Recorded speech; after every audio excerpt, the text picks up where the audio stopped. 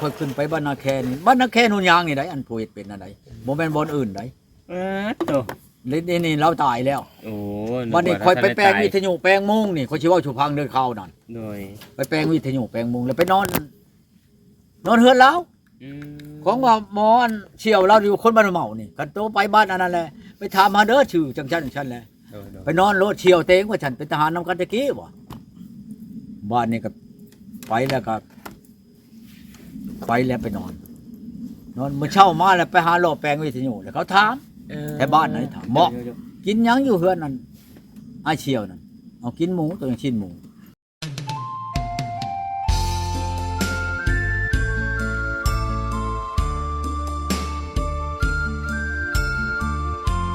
เขาหัวแล้วบัดนี้อันแท้บ้านเนาะของเขาฮู้จักเลยเด้ ตู้จานบอกเลข ชี้ได้ เขาฮู้แล้วเนาะ เขาว่ากินนั่นหยวกกล้วยนั่น เออ เบิ่งเด้อเขาว่ามาหลายเทื่อเลยขี่บ่ออกได้เขาว่าเอาแล้วจะก็ช่างว่าเอาแต่ ทางว่า อันหมูเจ้ากินนั่นบ่แม่นหมูได้เขาแม่นหยังเอาก็กล้วย แล้วมาเฮ็ดหมูให้เอาแล้วยังหมูเจ้าเช่านั่นกินจักเทื่อเลยอันชิ้นงัวชิ้นควายบ่ยังบ่ได้กินจักหน่อยเอาชิ้นงัวมาให้หมูเจ้ากินอีกก็เว้าคือมื้อนี้มื้อเช้านี่เนาะแมลงเอาชิ้นงัวมานี่ อืม อันนั้นชูนเลยว่ะผมไปกับตาชูนเด้ชูนในบ้านอันเต็งไปอันเอาชิ้นงัวก่อนเด้อเขาข่าวงัวว่ะ ยังบ่ได้ปู่อันนั้นหมอเนาะ หมอนี่ก็โอ้ยหาพักมาเมียนท่าแล้วช่อยพักแล้วหมอนี่พวกกุชีน่ะข้าวน้อยก็เอามาเลยหิวจักรตามาชิ้นย่อยจะอันนั้นเลือดย่อยจะมา วาย เอาแล้วว่ะปัดมาเนี่ยก็พอกุชีก็ไปช่อยแล้วช่อยห่างในขี้ไผ่แล้วก็เอาเพี้ยเอายังออกมานอนแล้วก็เอามากินเมียน่ะกินได้เมียใดเล่าบ่กิน เราฮู้เนาะ แล้วเอาไปแล้วเขากระลำเด้บ่แม่นฮู้ดอกเขากระลำไดของวิชาเขาเองเด้บ่นี้แล้วก็เฮาเฮ็ดชิ้นแล้ว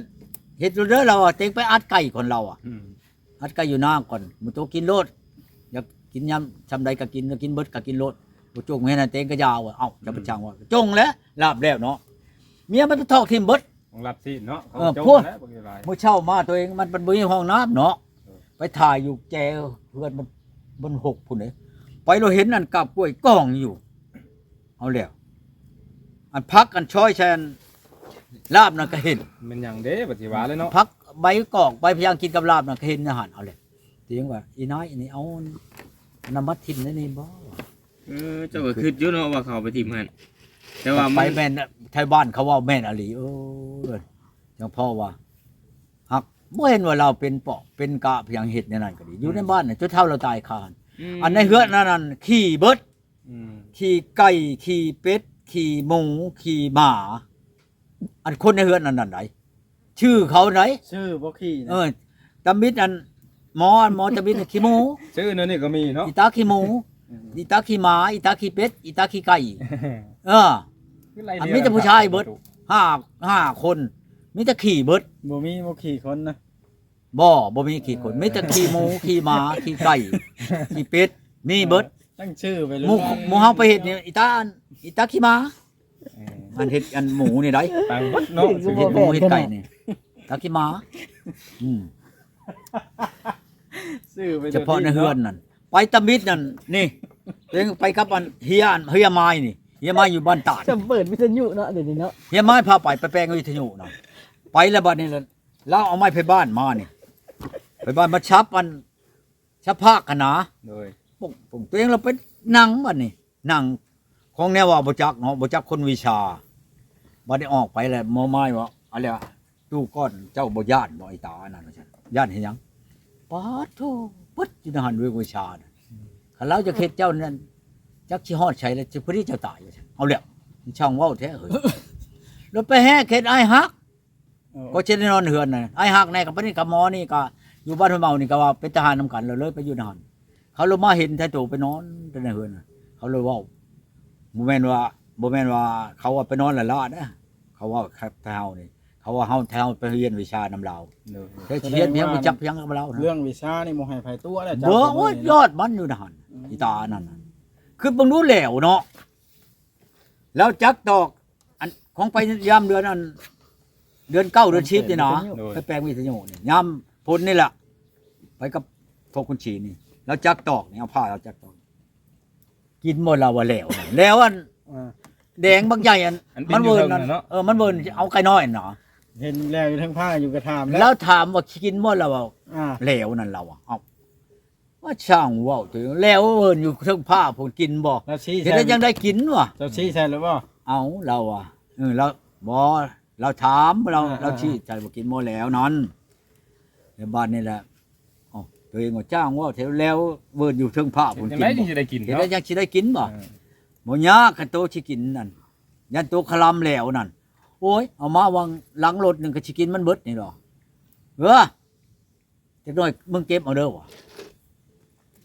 จับเอาตอกอันตอกแล้วอันจับตอกเขาแล้ว มาปรับจากโปรตีนในรถเกี่ยวอันตอกนั่น โดย หมอแล้วก็กลัวว่านั่นแล้ว แล้วบักใหญ่แล้วมุมนั่น มันต่อใช่บ่ มันสิดับยังไอ้ตีนั่นความใหญ่มัน กลัวลงหันโลเลยแน่อันนี้เราอะเอาได้ไหมผมก็ชี้กระจับปรับโลเลยตายแล้วแต่ใจขาดแต่หึงแล้ว ลงมาตกมาชื่อ อืม ๆหมอนี่ก็ปีนไปปีนมาแล้วปีนเบิ่งอันแหละ ยันบ่แม่นเนาะ บ่ แล้วอยู่ หาบอลนั้น เออ ปืนบ้านยังถือขนาด เออ เพื่อเคาะให้ มันลบมันก็บ่มีหยัง หักตาย มันเห็นแน่มันยังตายเพิ่นว่าได้ อืม บ่ได้ถือหยังใดนี่นะนี่เบิ่งดูนี่ แล้วครัวเห็นอยู่ว่าตับตายใส่พุ่งว่านะ เช็ด ฮะ อันตับกับใจมุ่นปานพี่ยังบัดเฮาว่าพี่ยังบัดบ่อันอ้ายอันคือว่าบ่มีตับนี่นะโอ้ยมันตกลงมันก็แตกบ่แล้วเราอ่ะตับไข่ตับอันแล้วเราอ่ะแท้เราอันเฮ็ดอยู่พี่มันมุ่นแล้ว มันก็หมุนเลย ฉะ เนาะ นั้นมันสิตกมันตายว่าแต่พุ่น บิด ผ้า ตับมันเนาะ ตับมันนั่น บิดตับมัน เขาบิดตับ โย ขาดหมดแล้ว บิจนว่า เอา เอ ปลา เออ ขาด เรือเชื่อใน เอ เรื่ อ องนี้ เสื้อ นะ จนสั่นบัดนี้เว้นตัวนั้นแหละ อืม เว้ากันกับพวกคุณฉีบ่เฮ้ยคันเราจะคิดเฮาก็ตายแน่นอนเฮ้ย บ่ยังเลย โอ้ นะ ตายแล้วมันจะไปเฮ็ดให้มันผิดใจเราได้เพราะว่าได้ยกจักแล้วเฮ้ยเนาะเว้าเนี่ยบ่เว้าว่ะ อืม ยักช้ำใดเลยตาน่ะขนาดลีใดผู้หนึงแต่มาเห็นคนวิชานี่มาเห็น แต่ไปแถวนี่เห็นสองคนแล้ว เท่าหนึงอีตานั่นอยู่หน้าขพันนี่ อืม หากดีนี่ยังแต่ลูกกระโตเล่านั่นตายแล้ว ตาอันชื่อเล่าน่ะตายยังก่ออันคนเป็นปอบเนี่ยไปพัวน้ำเล่านี่เพื่อนเราก็อยู่ทั้งกลางวันนี้แล้วนี่เพื่อนคนเป็นปอบนั่นใหญ่หรอกหัวเราทั่วบดห้องหัวเราอีตาเนี่ยตากระเล็ดตากระเล็ด เป็นอาจารย์เนาะ อ๋อลื่นชื่อเรา อาจารย์ใหญ่ ก็มีอยู่อันหมออันนั้นก็หมอใบก็อยู่บ้านนั่นแหละนี่อยู่ในบ้านนั้นอันนั้นแหละตัวเองเอาไปประชื่อหัวชื่อควายนี่แหล้ว อืม เขานั่น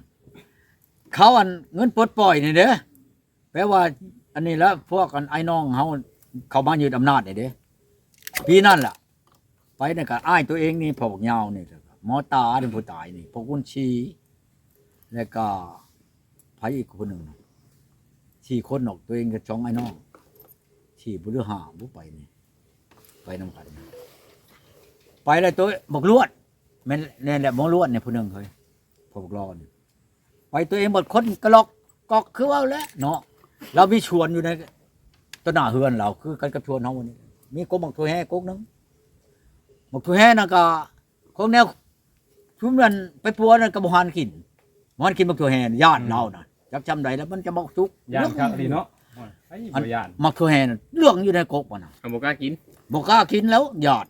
อืม ตัวเองไปแล้วก็ เชื่อ บ่กล้าปิดซุมซี่ซุมหาไว้ เชื่อกัดปดอันของทหารทีมนั่น เต็มเจ้า โยไปก็บ่ได้ว่าเก็บแล้วก็ฮูดแล้วคนนั้นมันชุกไปแล้วมันอันนั้นบ่ได้เนาะฮูดแล้วยัดสิถุงมื้อนี้ เนาะ ฮูดจนเต็มเบิดช่องถุงนี่ มาเฉยบ่ญาติ บ่ได้ยัดขึ้นเฮือนเราแล้วแล้วนั่งอยู่ อืม แล้วก็เบิ่งอยู่ได้ก็บ่เว้าได้ เออ เฉยอยู่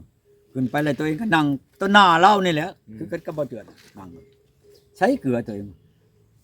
เลี้ยวมุ่งใช่แล้วบัดนี้ เออ มุ่งใช่ตัวเองตาเช่งใช่แล้ว สงสัยแล้วบาดนี้เนาะ ตาแตกบ่เบิ่งบ่บอลมันอยู่ว่ารู้ไรบัดนี่คนบ่ทันเห็นจักเถื่อนี่ตาแตกเบิ่งบ่มึงบ่เบิ่งบ่บอลมันอยู่แหมตัวเองว่าเฮ้ยจักหน่อยเลยโต๊ะเขือนเท่าเอามึงรู้เราอ่ะ เออ ตัวเองว่าจักหน่อยเลยโต๊ะเขือนตัวเองว่าเอามึงรู้เราอ่ะบักอันนี้เราอ่ะ เจ้าก็บ่เว้าแบบบ่ญาติเนาะ เออตัวเองก็ย่างไปเฮือนครัวพุ่นแล้วบัดนี้ไปแล้วก็ตักสิอันเกลือนั่นใส่ถ้วยเนาะ มาแล้วก็มานั่งบนเก่านี่นั่งแล้วก็ คนเดือดต่อคน ตัวแห่น่ะมาจ้ำหั่นเห็นแล้วบ่เราอ่ะบ่อนมันอยู่นั่นเราอ่ะเราว่าสิได้เว้ากับเฮาน่ะ แม่นความเล่าอีก บ่อนมันอยู่นะหั่นเลยเราอะเกลือน่ะปลาแดกมักพริกแล้วอยู่หั่นเด้อเราอ่ะมันสิไปอยู่บ่ในกลางเฮือนนี่เราอ่ะ บ่เอาคักอลีบาดนี่กินยาแล้วดึงบาดตัวเองปั๊บเลยบัดนี้ ตัวอยู่ไสอยากเฮ็ดหยังตัวเองวะอยู่บ้านพุ่นแหละบ้านใดบ้านก็อยู่เฮือนพุ่นแหละช่อเล่าอันใดเอาแล้วบักอันนี้แล้วสิตายวะเอาแล้วเห็นได้ยังสิตายตัวเองมึงอ่ะจักหน่อยกูจังสิถามมึงใหม่วะมึงกินบ่อันเห็นวะเอ้าก็กินแล้วคันว่าปิ้งบ่เลยว่าหยังแหละกินอยู่คันว่ากินก็โตเห็นบ่กินได้ตัวเองไล่กินรถนี่เอาแล้วช่อคุยเลยเนาะจักหน่อยสิบ่ได้จะแตกแล้ววะเว้าอันใดเอาแล้วตัวเองว่าช่างเว้าแท้เท่านี่วะมึงไปเบิ่งดูหั่นน่ะในอันกระยังในเฮือนครัวหั่นวะตัวเองก็ไปช่องมุกชำช่องกระปั้นมุกเห็นน่ะ มุกเห็นนะ ตรงนี้ชุมมาปัวลำเราไปหา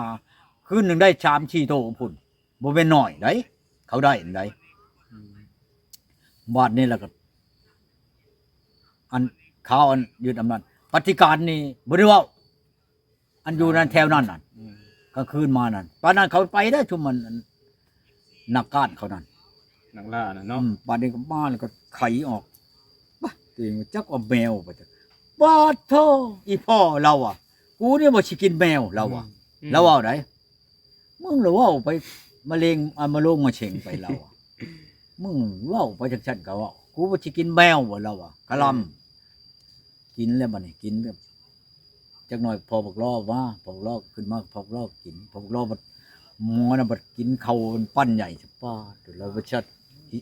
อยากจะแตกเราอ่ะเราบ่เว้าเลยว่าแน่นั่นนี่เราบ่แม่นเราสิย้านไปพวกล้อเทิงกินก็เทิงตาเดียวมันใช่เราแล้วมันตาบักนี่เป็นตาหยันเราอ่ะนักเลงบ่เราอ่ะ ทีมงานเต็มมึกซึกอยู่ จะไปบ้านเนี่ย เล่าเรื่องใดแล้ว บ้านนี้ก็กินยาแล้วก็นอนในตัวเองก็นอนอยู่ในเฮือนเรานอนเทิงอยู่ในพวกเขาว้าวแม่เรามึงอยู่ไสอยู่เชโนตัวเองเชโนบ้านไหนบ้านกุดแคโอ้เราโตไปหยัง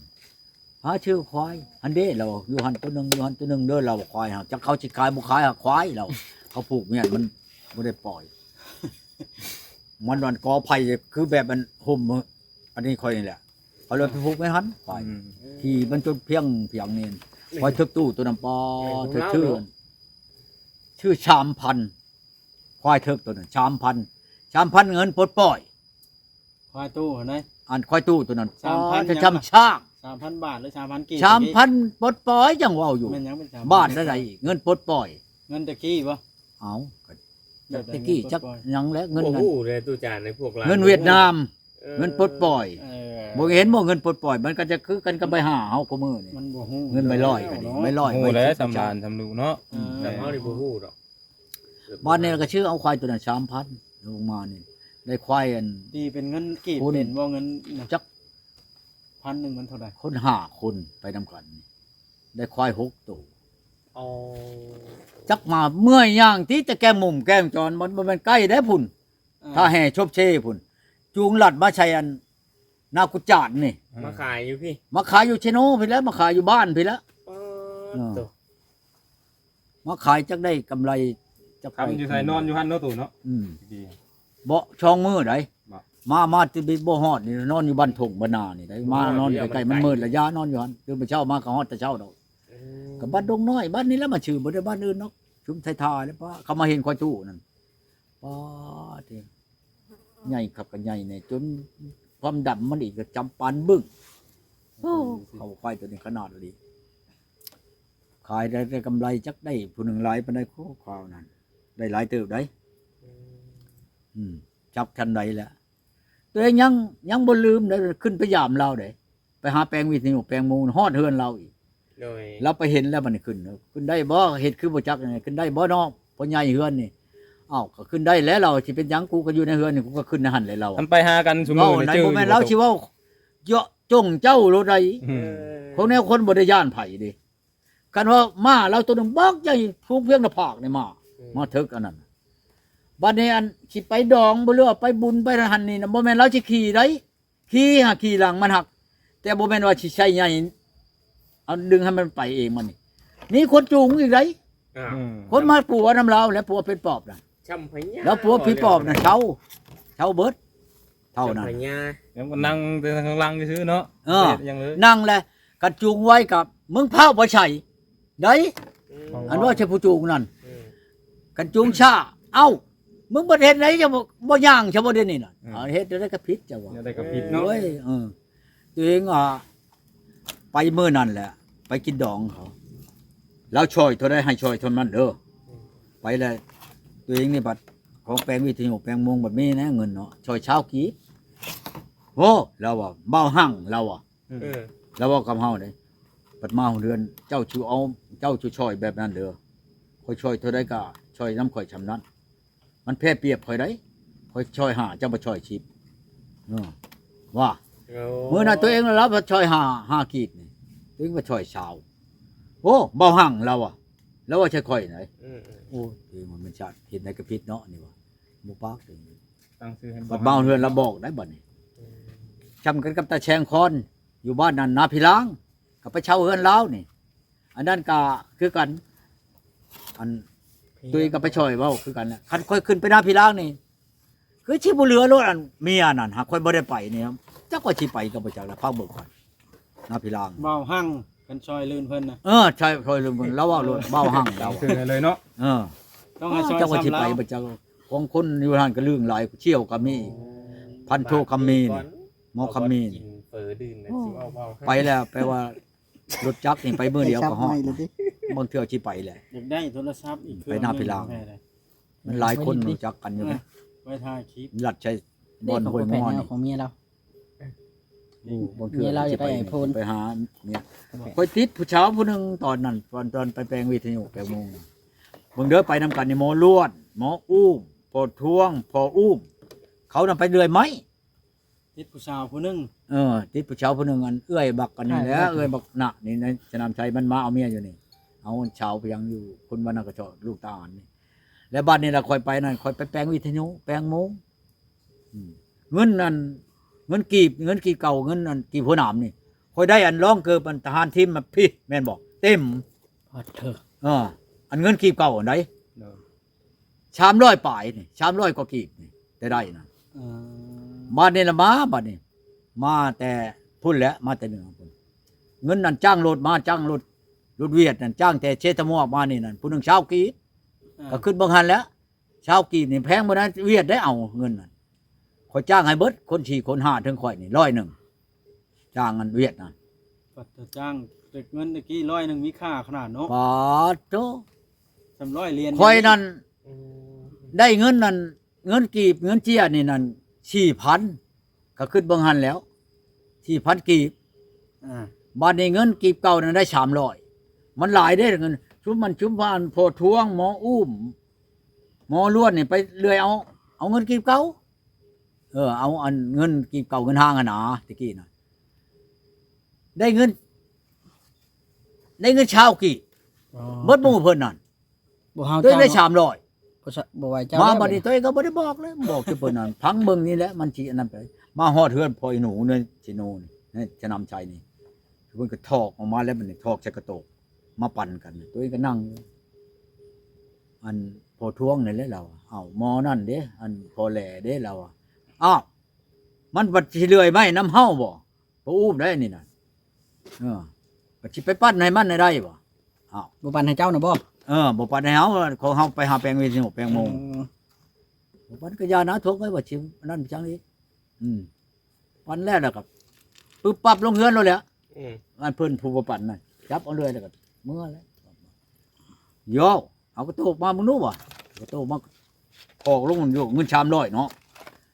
โตนั่นจังชั้นและเชืองหมู่แล้วได้บัดนี่เพิ่นผู้บ่ปั่นให้เอาน่ะ อ่า เชืองหมู่ตัวหมู่ว่าบ่ได้เงินได้คำบัดหมู่ปั่นแล้วถอกออกมาให้หมู่เบิ่ง